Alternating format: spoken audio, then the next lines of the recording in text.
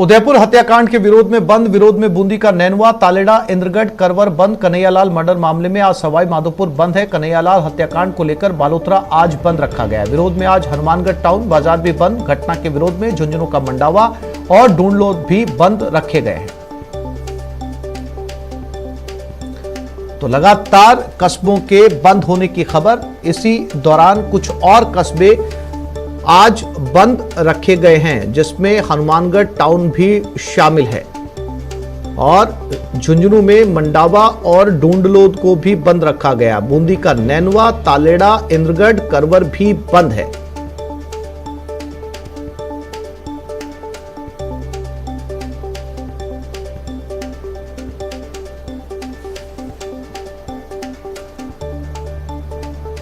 और history sheeter के घर फायरिंग हुई। गैंगवार से इलाके में दहशत है। कोटा में हिस्ट्री शीटर के घर पर फायरिंग की गई।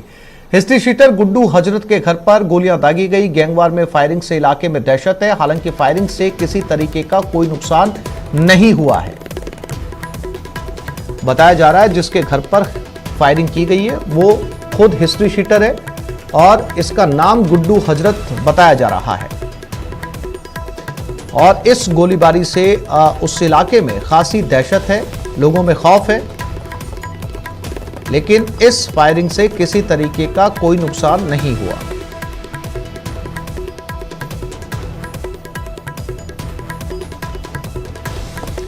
कोटपुतली में बेखौफ है बदमाश। 6 से ज्यादा बदमाशों ने घर में घुसकर फायरिंग की। फायरिंग की घटना से इलाके में दहशत है। फायरिंग के बाद बदमाश फरार हो गए। पीड़ित परिवार को बदमाशों ने जान से मारने की धमकी दी। पूरी भड़ाज गांव का यह मामला बताया जा रहा है।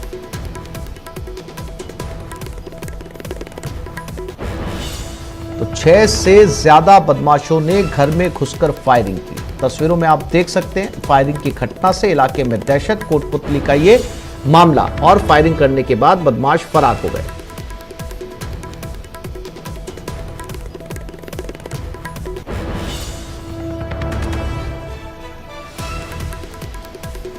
सत्रह मिनट और 1 करोड़ रुपए की लूट। जी हां, हम बात कर रहे हैं अलवर बैंक लूटकांड की। 6 बदमाश महज 17 मिनट में और 32 लोगों को बंधक बनाकर 1 करोड़ से ज्यादा की लूट करके ले गए। और तरीका ऐसा कि हर कोई हैरान रह गया। बैंक लूट का सीसीटीवी फुटेज सामने आया है। बैंक लूट की सीसीटीवी से पता चला है कि सुबह 9:30 बजे एक्सिस बैंक के खुलते एक लुटेरा बैंक के गेट पर जा धमका और हथियार के नोक पर गार्ड को बंधक बना लिया। फिर 5 लुटेरे बैंक के अंदर दाखिल हुए और बैंक कर्मचारियों को बंधक बनाया।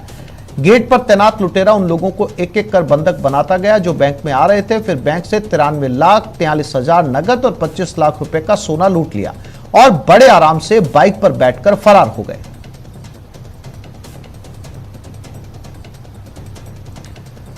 तस्वीरें इस सीसीटीवी फुटेज में जो सामने आई हैं, ये पूरा समय इन लुटेरों ने सिर्फ 17 मिनट लगाए। एक बैंक के गेट पर जमकर खड़ा हो गया, जो भी आ रहा था उसे बंधक बनाया जा रहा था, गार्ड को बंधक बना लिया।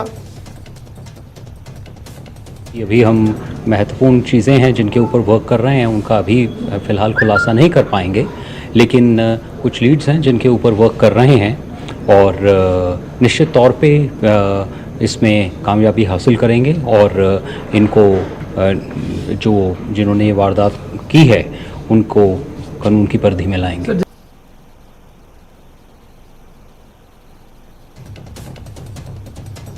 और इसी खबर पर ज्यादा जानकारी के लिए बात करते हैं हमारे अलवर संवाददाता राजेंद्र के साथ। राजेंद्र, इस पूरे मामले को लेकर क्या अपडेट, पुलिस ने क्या कुछ कहा है इस लूट को लेकर? जी, पुलिस का कहना है कि पुलिस की जो टीमें हैं वो 4 टीमें बनाई गई हैं और फिलहाल पुलिस आरोपियों का पीछे करते हुए देर रात तक हरियाणा और दिल्ली, नोएडा होते हुए यूपी पहुंच गई है। आज पुलिस को इंफॉर्मेशन कुछ लीड मिली है जिसके आधार पर उत्तराखंड में भी एक टीम भेजी गई है।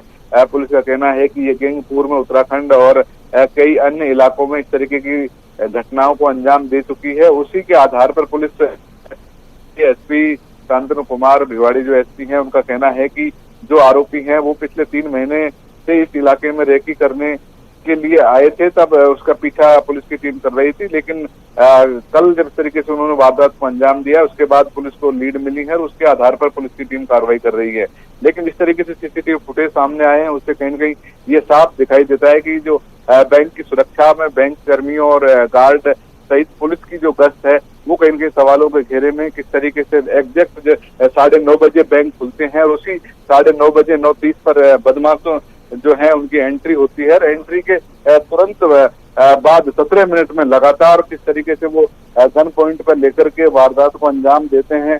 और आस पड़ोस बैंक के बाहर भी काफी भीड़ भाड़ रहती है, आसपास भी दुकानें हैं और शोरूम हैं। इसके अलावा कुछ दूरी पर दूसरी बैंक भी मौजूद है और दोनों साइड में जो पुलिस के नाका लगा हुआ है, वहां पर पुलिस चौकी और थाना ज्यादा दूर नहीं है। इससे सवाल खड़ा होता है कि आखिरकार पुलिस की गश्त और बैंक में सुरक्षा 2 करोड़ से अधिक का केस उस दौरान बताया गया था, जिसमें से करीब 90 लाख रुपए आरोपी लूट ले गए हैं, 25 लाख रुपए करीब सोना है वो लूटा गया है। तो कहीं कहीं सवाल उठता है कि इतनी बड़ी रकम होने के बाद भी क्यों हथियारबंद गार्ड जो है वो तैनात नहीं था, क्यों मुकाबला किसी तरीके से ना गार्ड ने मुकाबला किया, ना ही अन्य लोगों ने सायरन बजाया। और सेंसर जो लगे होते हैं वो सेंसर भी कहीं भी काम नहीं किए।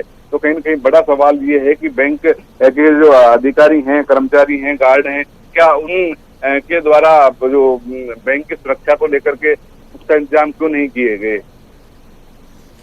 बिल्कुल राजेंद्र, जो सीसीटीवी फुटेज दिखाई दे रहा है उसमें साफ तौर पर पता चल रहा है कि पूरा प्री प्लान ये लूट थी। पहले से सारी तैयारियां करके रखी गई थी। सीसीटीवी फुटेज में नजर आ रहा है कि कैसे एक लुटेरा जो है बैंक के गेट पर खड़ा हो जाता है, बाकी के लूट की वारदात को अंजाम देते हैं। क्या ये सभी बदमाश राजेंद्र हथियारबंद थे? किसी का चेहरा भी जो है सीसीटीवी फुटेज में सामने नहीं आ पाया। जी, पुलिस जो बदमाश है उन्होंने नकाब मास्क के रूप में नकाब लगाया हुआ था, लेकिन जब बैंक में वो आ रहे थे उस दौरान के कुछ दूसरी जगह के जो सीसीटीवी फुटेज है उसमें 1-2 बदमाश है, उनके बिना मास्क के फोटो जो है वो पुलिस के पास मौजूद है।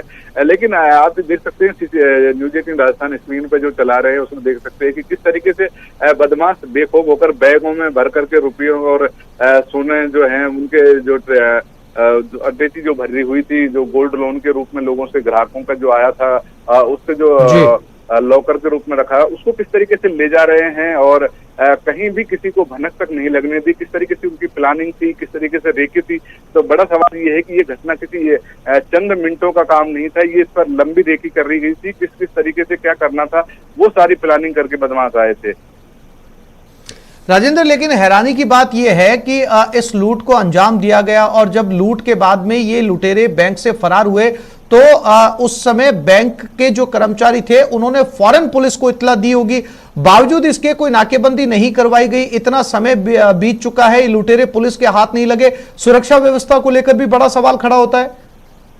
अगर बदमाश तुरंत जैसे ही बैंक से बाहर निकले तो बैंक कर्मचारियों ने तो सायरन नहीं बजाया। सबसे बड़ा सवाल तो ये है कि जब बैंक में थे तो बैंक में सायरन जैसे ही अगर बदमाश बाहर निकले 9:47 पे तो 9:48 पे सायरन क्यों नहीं बजाया। 1 मिनट का समय बहुत होता है, उसके पीछे लोग लग सकते थे। बैंक कर्मचारियों के पास व्हीकल थे, वो भी पीछा कर सकते थे, अन्य लोगों को सूचना कर सकते थे। लेकिन कहीं कहीं बैंक के मैनेजर और गार्ड और जो अन्य जो जिम्मेदार अधिकारी हैं वो कहीं कहीं उनकी जिम्मेदारी से उन्होंने कहीं कहीं किनारा किया। ये कहा जा सकता है कि कहीं बहुत बड़ी रही है। इस पूरे घटनाक्रम में देखा जाएगा कि सेंसर बताया जाता है, बैंक में सेंसर लगे हुए हैं, जो स्ट्रांग रूम है वहां पर सीसीटीवी कैमरे हैं।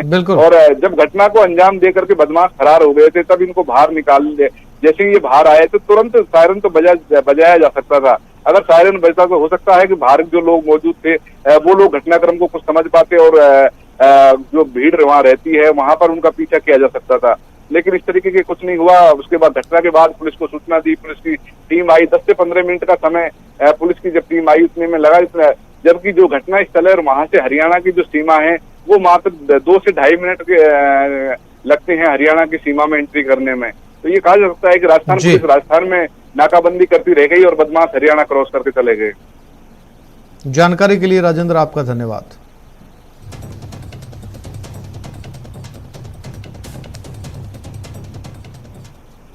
और अब बात राजसमंद की, जहां कुरज कस्बे में चोरों ने एक मकान का ताला तोड़ लिया। लाखों रुपए के जेवरात पर हाथ साफ कर दिए। चोरों ने 3 किलो चांदी, 7 तोला सोने की ज्वेलरी चुरा ली।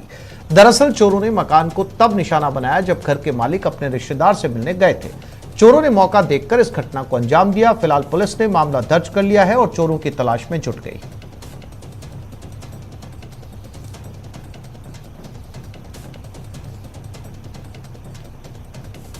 10:30 बजे मैं पति पत्नी दो जना रात भर बैठा गया और बाद में पत्नी ने मुख्य छोड़ मुंह मार दानी की पड़ गया। शाम को 6:30 बजे आया, ताला खोलियो, मेरे सब रुकमा एक भी नहीं मिली, कपड़ा लता सब बकेर मिला। कानून व्यवस्था को लेकर एक बार फिर केंद्रीय जल शक्ति मंत्री गजेंद्र सिंह शेखावत ने प्रदेश सरकार पर निशाना साधा है। गजेंद्र शेखावत ने गहलोत सरकार पर लॉ एंड ऑर्डर के साथ कॉम्प्रोमाइज करने का आरोप लगाया। उन्होंने कहा कि समाज के लगातार दबाव के चलते कुछ अधिकारियों को बर्खास्त कर सरकार पल्ला झाड़ रही है। राजस्थान के लॉ एंड ऑर्डर के साथ में कॉम्प्रोमाइज किया गया।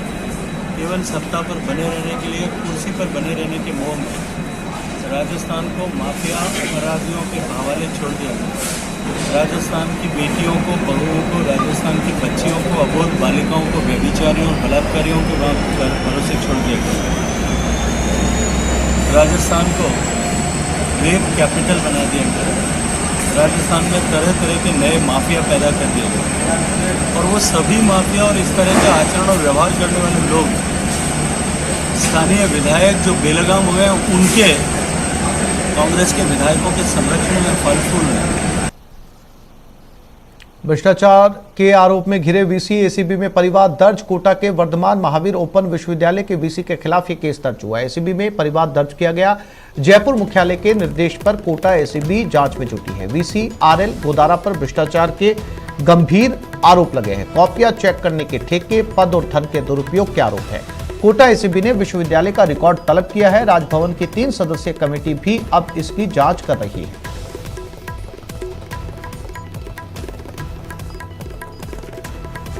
तो कोटा एसीबी ने विश्वविद्यालय के रिकॉर्ड को मंगवाया है। राजभवन की 3 सदस्यीय कमेटी भी इस मामले की जांच कर रही है। वीसी पर आरोप हैं, आरोप बेहद गंभीर, जिसमें कॉपियां चेक करने के लिए देना, ठेके पर देना, पद और धन का दुरुपयोग। ओम प्रकाश संवाददाता कोटा हमारे साथ जुड़ गए। ओम प्रकाश, बहुत ये गंभीर आरोप है। इस तरीके के मामले जिसमें कॉपियां चेक करने के ठेके देना, पद और धन के दुरुपयोग के आरोप लगे हैं, और क्या कुछ इसमें कहा गया है परिवाद में? जी, परिवाद में गंभीर आरोप लगे हैं। प्रोफेसर गोदार पर कॉपी जांचने का ठेका चहेते फर्म को देना, सरकारी वाहन का दुरुपयोग करना और यूनिवर्सिटी में निर्माण कार्यों में धांधली करना, सीखो कमाई योजना के तहत करोड़ों रुपए का मिसयूज करना व अन्य कई गंभीर आरोप लगे हैं। लेकिन ये तमाम आरोप फिलहाल यह कहा जा सकता है कि परिवाद इसमें दर्ज हुआ है।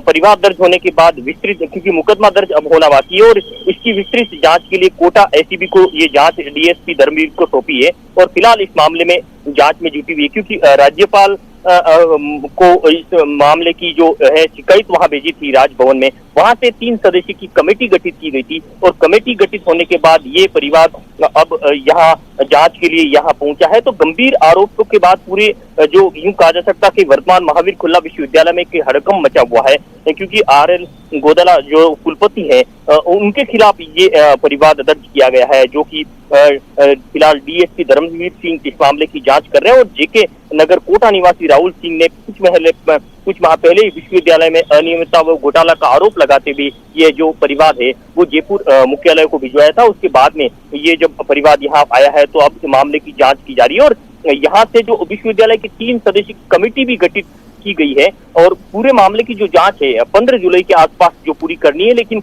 जो 3 सदस्यीय की कमेटी है वो अलग जांच करके 1-2 दिन में उसको सुपुर्द की जाएगी। तो कुल मिलाकर ये कहा जा सकता है कि वर्तमान महावीर ओपन यूनिवर्सिटी पूरा अब फिलहाल सवालों के घेरे में है और फिलहाल जो एसीबी में परिवार जब दर्ज होने के बाद में अब हड़कंप सा मचा हुआ है और देखने वाली बात ये होगी कि अब किस तरह से जांच आगे बढ़ती है और जो आरोप उन पे लगे हैं उनमें कितना सत्यता नजर आती है। जी, क्या ओम प्रकाश वीसी की तरफ से इस पूरे मामले को लेकर कोई प्रतिक्रिया आई है? वीसी की ओर से सीधे तौर से तो कोई प्रतिक्रिया नहीं आई, लेकिन बताया जा रहा है कि वो आरोपों को दरकिनार कर रहे हैं, झूठे बता रहे हैं, लेकिन साफ तौर पे मीडिया को इस मामले में कोई सूचना नहीं दी गई है। लेकिन गंभीर आरोप के बाद में चाहे वो कुछ भी कहे, लेकिन क्योंकि सदस्य 3 सदस्य की कमेटी गठित हो चुकी है, परिवार दर्ज होना हो चुका है, तो अब जल्दी इस मामले में राजभवन की जो जांच कमेटी वो 15 तक उसको जी जानकारी के लिए आपका धन्यवाद। और गंगानगर में स्कूल में तालेबंदी, स्कूल क्रमोन्नत की मांग को लेकर तालेबंदी की गई। ग्रामीणों ने स्कूल के मेन गेट पर ताला लगा दिया। स्कूल के गेट पर धरने पर बैठे ग्रामीण। कल एसडीएम को विद्यार्थियों ने ज्ञापन सौंपा था। रायसिंह नगर के गांव ततारसर के सरकारी स्कूल का यह मामला बताया जा रहा है। तो स्कूल को क्रमोन्नत करने को लेकर ये तालेबंदी की गई है। स्कूल के गेट पर धरने पर ग्रामीण बैठे हैं।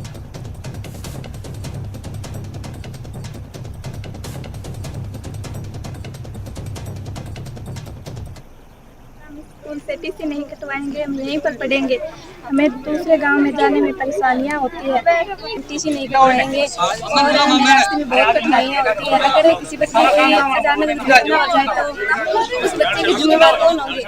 और जयपुर में व्यापारी से लूटपाट, व्यापारी से 25,000 रुपए छीन लिए गए। जयपुर में व्यापारी से मारपीट भी की गई लूटपाट के अलावा, और ये 25,000 रुपए छीने गए। जयपुर के करधनी थाना इलाके की एक घटना है। कार रुकवाकर व्यापारी से मारपीट की गई। 25,000 रुपए छीनकर बदमाश फरार हो गए।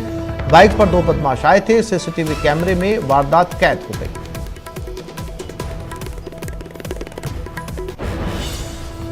तो जयपुर में करधनी इलाके में एक व्यापारी से मारपीट करके 25,000 रुपए छीन लिए गए, और जहां से व्यापारी गुजर रहा था वहां पर ही लूटपाट की गई। और ये पूरी वारदात सीसीटीवी में जो वहीं पर लगा हुआ था उसमें जब खंगाला गया तो इस लूट की घटना सामने आई। ये दोनों बदमाश बाइक पर आए थे।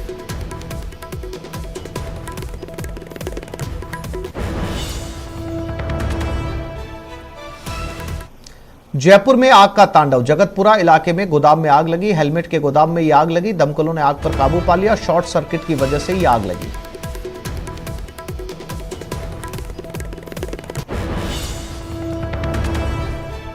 तो लगातार राजधानी में हाल ही के दिनों में आग लगने की घटनाएं, और अब हेलमेट के गोदाम में ये आग लगी है। ये हेलमेट का गोदाम जगतपुरा में बताया जा रहा है।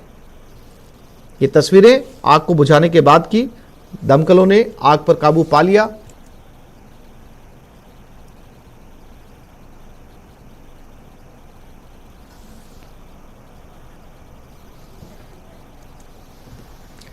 दौसा में दर्दनाक सड़क हादसा। पिकअप और कार में टक्कर हुई। हादसे में 4 लोगों की मौत हुई। यूपी के रहने वाले थे सभी लोग। NH 148 पर बापी के पास यह हादसा हुआ। हादसे के बाद मौके पर अफरा तफरी का माहौल है। सूचना मिलने पर घटनास्थल पर पुलिस पहुंची है। मामले की फिलहाल पुलिस जांच कर रही है।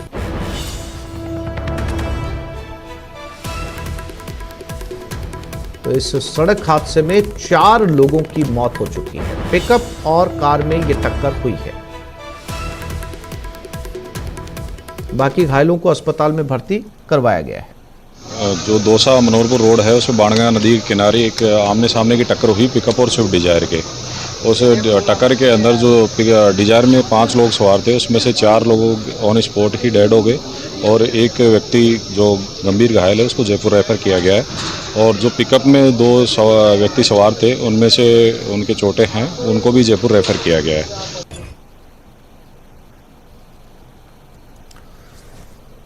एक पिकअप और कार में की टक्कर की तस्वीरें आप देख सकते हैं इस समय कि किस तरीके से कार के परखच्चे उड़ गए। पिकअप के पीछे से कार टकराई थी। 4 लोगों की इस हादसे में दर्दनाक मौत हो गई। पूरी कार आगे से क्षतिग्रस्त हुई। इसी कार में बैठे 4 लोगों को चोटें आई, और सभी जो लोग हैं वो यूपी के बताए जा रहे हैं। NH 148 पर यह हादसा हुआ है।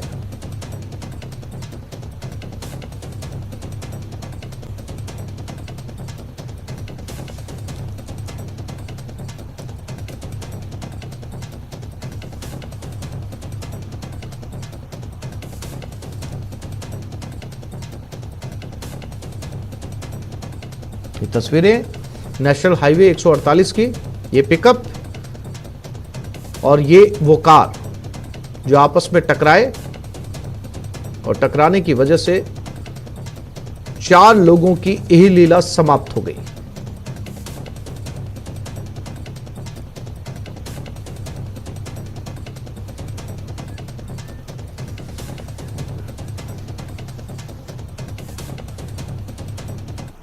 और पूर्व मुख्यमंत्री वसुंधरा राजे उदयपुर में हैं, उस घटनास्थल पर पहुंची हैं जहां कन्हैया लाल की हत्या, दर्दनाक हत्या की गई थी। इस समय वसुंधरा राजे सिंधिया पूर्व मुख्यमंत्री उदयपुर में उस दुकान के बाहर जहां पर यह हत्या की गई थी। ऐसा लगता है जैसे इतना तो पीछे आ जाओ घटनास्थल से पूर्व मुख्यमंत्री वसुंधरा राजे। प्रॉब्लम्स हैं, पीड़ा है उदयपुर पर्टिकुलरली आप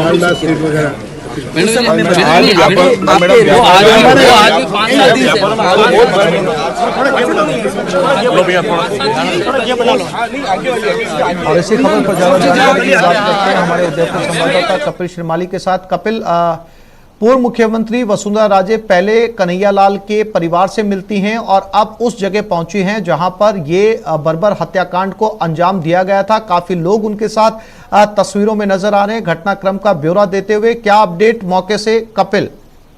देखिए, पूर्व मुख्यमंत्री वसुंधरा राजे कल उदयपुर पहुंची थी। कल देर शाम उदयपुर पहुंचने के बाद सबसे पहले कन्हैयालाल साहू के सेक्टर 14 स्थित निवास पर गई थी और वहां पर शोक संतप्त परिवार से मुलाकात करते हुए उन्हें सांत्वना दी थी। आज सुबह जोधपुर रवाना होने से पहले जो राजे जो है वो उस घटना स्थल पर पहुंची है जहां पर कन्हैयालाल साहू की हत्या की गई थी। हाथीपोल इलाके के अंदर मालदास स्ट्रीट के समीप भूत महल गली है।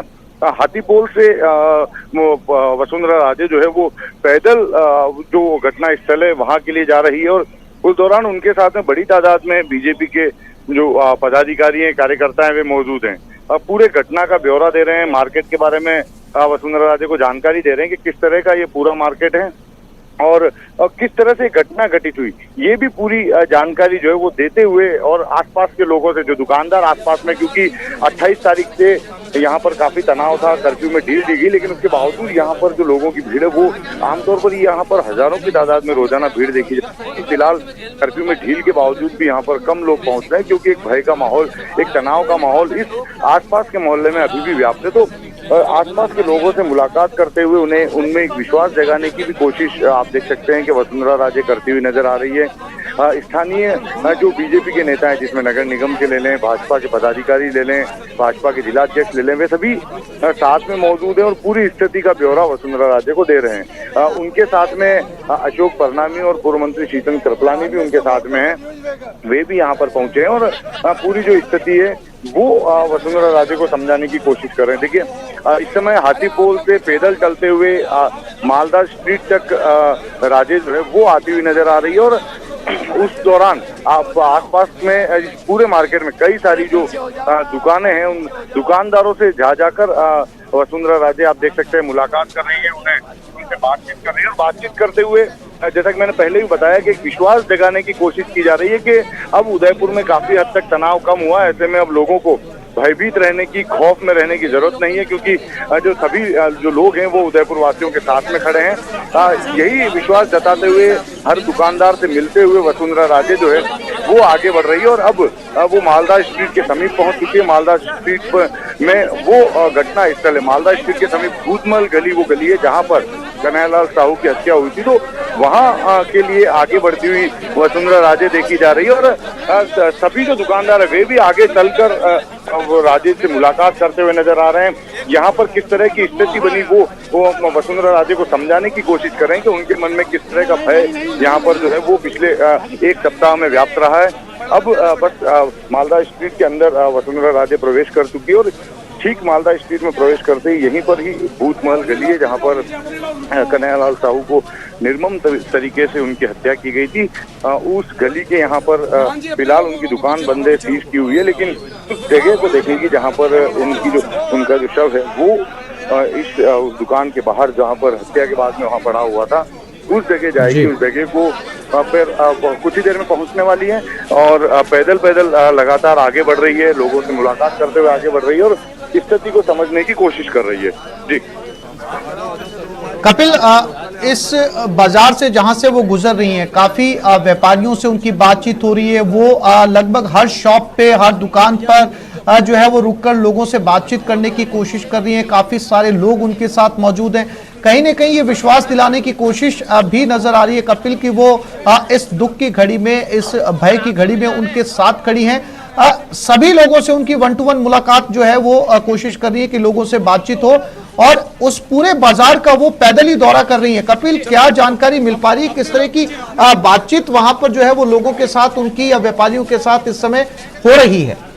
देखिए, बिल्कुल आसिफ, आपने बिल्कुल सही कहा। कल भी जब पूर्व मुख्यमंत्री वसुंधरा राजे कन्हैयालाल के घर पर पहुंची थी तो वहां पर भी वो घर के बाहर गली से ही पैदल निवास स्थान तक गई थी। उस दौरान आसपास में जितने भी मकान थे उन सभी मकान में जो लोग मौजूद थे उनसे मुलाकात करते हुए गई, उनसे बातचीत करते हुए गई और विश्वास जगाने की कोशिश है, जैसा कि यहाँ पर भी हम देख रहे हैं, क्योंकि यही वो जगह है जहाँ पर इस जघन्य हत्याकांड को अंजाम दिया गया था। तो यहाँ के लोगों में काफी खौफ था, काफी भय यहाँ के लोगों में था और जब पूर्व मुख्यमंत्री इस इलाके में आई है तो सभी लोगों से एक एक कर मुलाकात कर रही है और वो जो भय लोगों में है ये कोशिश कर रही है कि उन्हें विश्वास दिलाए कि किसी तरह से भयभीत होने की अब जरूरत नहीं है, क्योंकि उदयपुर में स्थिति पूरी तरह से नियंत्रण में है और सभी लोग जी कपिल, जी कपिल, जानकारी के लिए आपका धन्यवाद।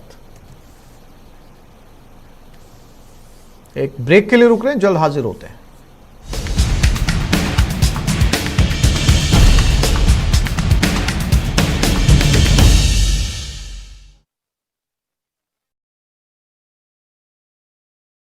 की कार्रवाई। मेरी बात सुनो, देखो ये तो कांग्रेस सरकार के साथ आए हैं, कार्यकाल पूरा नहीं हो बीच में हटा दिया गया। वो क्या बीजेपी का साथ क्या स्टेप होने वाला है, आगे क्या करने वाले हैं? आगे अब जाएंगे, सड़कों पर प्रदर्शन करेंगे की तरह कोर्ट ही रहेगा। बिल्कुल बिल्कुल, इनको ना जीने देंगे, सांस नहीं लेने देंगे और ये भ्रष्टाचार करेंगे, स्टेडियम में भ्रष्टाचार करेंगे, आरपीएल के अंदर ये क्या करेंगे मुझे पता है।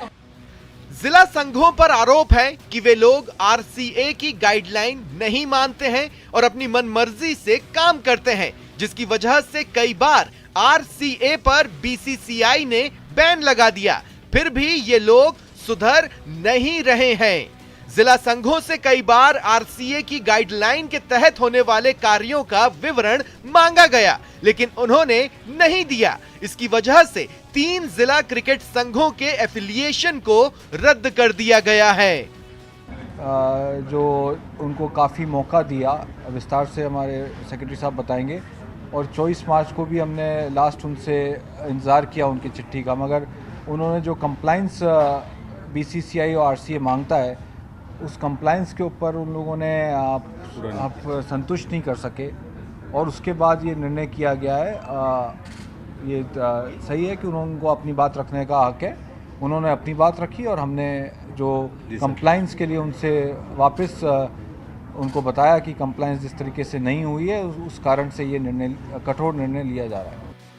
आरसीए की बैठक में जिला संघों को मिलने वाली राशि को बढ़ाकर 3 से 5 लाख कर दिया गया है।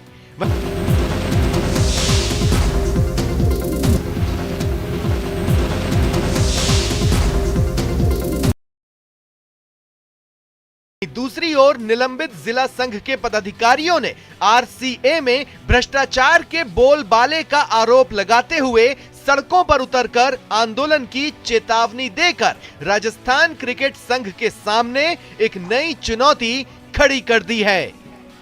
महेश, न्यूज़ 18 राजस्थान, जयपुर।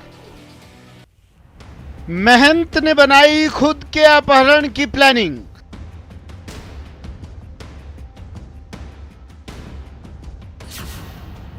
गाड़ी के शीशे तोड़कर गायब हो गया महंत।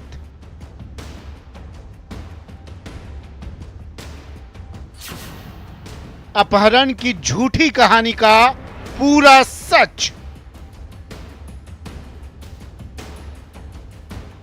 जालौर जिले के सायला क्षेत्र के वालेरा महंत जो पिछले 3 दिनों से गायब थे, उन्होंने किस तरीके से झूठ की रणनीति बनाई और 3 दिन तक जालौर सहित तमाम जो पुलिस थानों की टीमें थी उन्हें गुमराह करते रहे और उसके बाद सिरोही जिले के रेवदर के पास खुद ही एक आबकारी थाने में जाकर के एक झूठी और कहानी रची और उसमें कहा गया कि मुझे बदमाश यहाँ कर पटक गए। लेकिन जिस तरीके से एक महंत के द्वारा झूठा षड्यंत्र रच करके पुलिस को 3 दिन तक गुमराह करते रहे और पूरे प्रकरण को लेकर आज जालौर पुलिस ने बड़ा खुलासा करते हुए महंत की तमाम करतूतों को सामने लाया है।